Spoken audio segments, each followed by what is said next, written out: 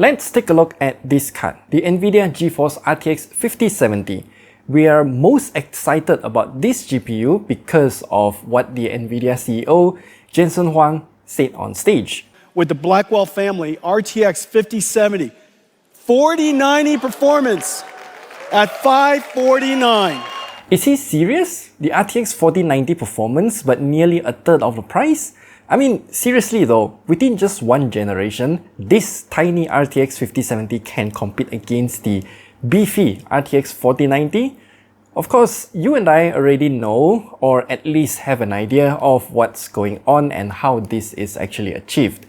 So, what we're going to do here is to compare a few GPUs against the RTX 5070 just to see how it compares against its predecessors, especially the RTX 4090. So first things first, the design of this card. For this time around, the RTX 5070 does have a Founders Edition model. At first glance, it looks like a miniature version of the 5090 and 5080 FE, but some changes have been made to the cooling system.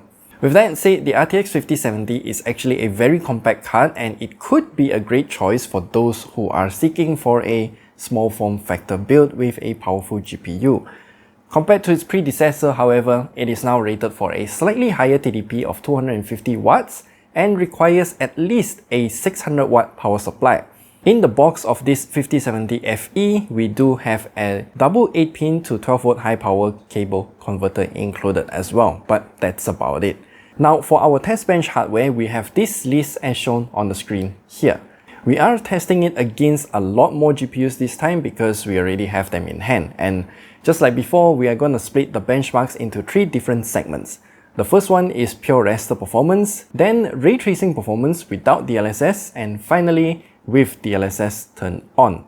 So starting with the raster performance. Even though the RTX 5070 is marketed for 1440p gaming, it is surprisingly capable for 4K gaming as well. It can maintain over 60 FPS in most titles except for Alan Wake 2 and Cyberpunk 2077, which are known to be extremely demanding. Surprisingly though, Hogwarts Legacy can run over 60 FPS.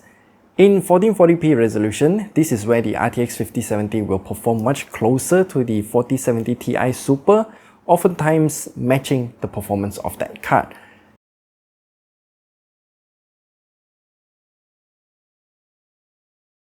As for 1080p, compared to the RTX 4070, we can see a performance uplift of around 5 to 20%, and that is actually very substantial.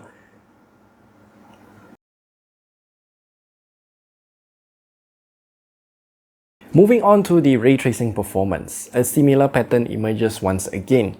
The RTX 5070 performs very well in most titles, averaging over 60 FPS except for Alan Wake 2 and Cyberpunk 2077, which again push the card to its limits. At 1440p resolution, it will once again match or outperform the RTX 4070 Ti Super, except in Metro Exodus. Compared to the 4070 Super though, without the Ti, this gap is more pronounced.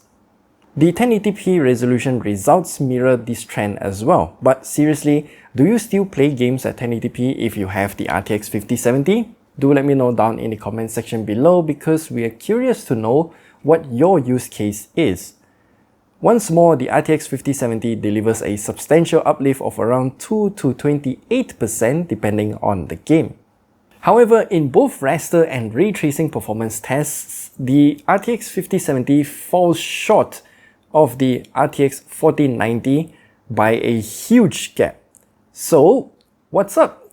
Can this card actually perform just as well as the RTX 4090? Is NVIDIA doing some sort of false advertising? Well, no, it is actually achievable, and the answer is through DLSS4. This generation of DLSS has something called multi-frame generation, and it boosts your frame rate by up to like 4 times with just a few clicks. With this option enabled, we can make demanding games to run around 80 to 120 FPS with the maximum settings in 4K resolution and still have superb responsiveness and also very minimal delay.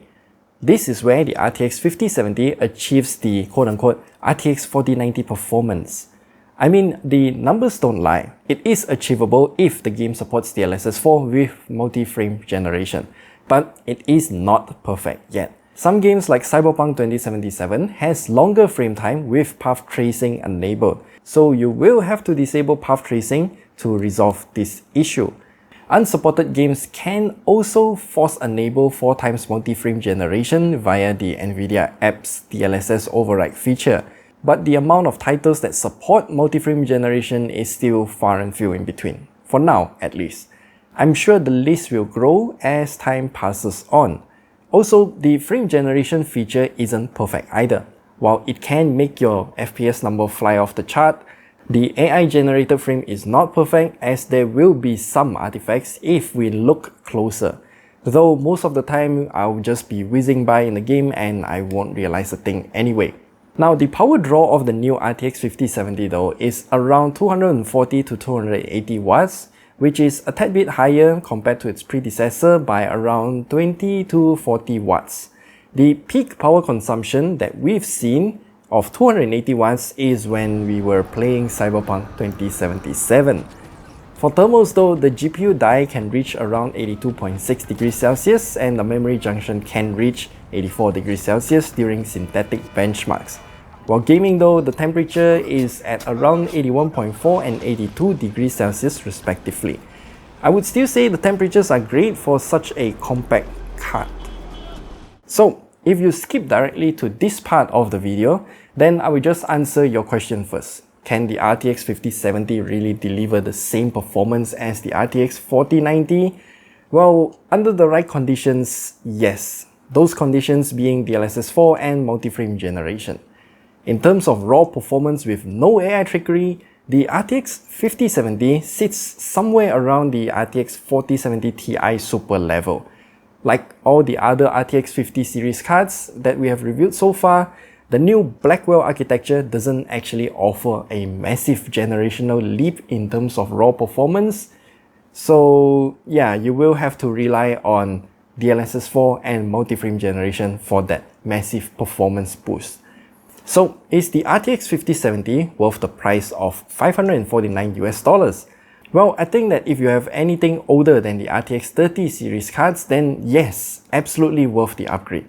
The current adoption rate of DLSS4 is still, I would say, low, but I do believe that it will be adopted by many more upcoming games that are coming in the near future.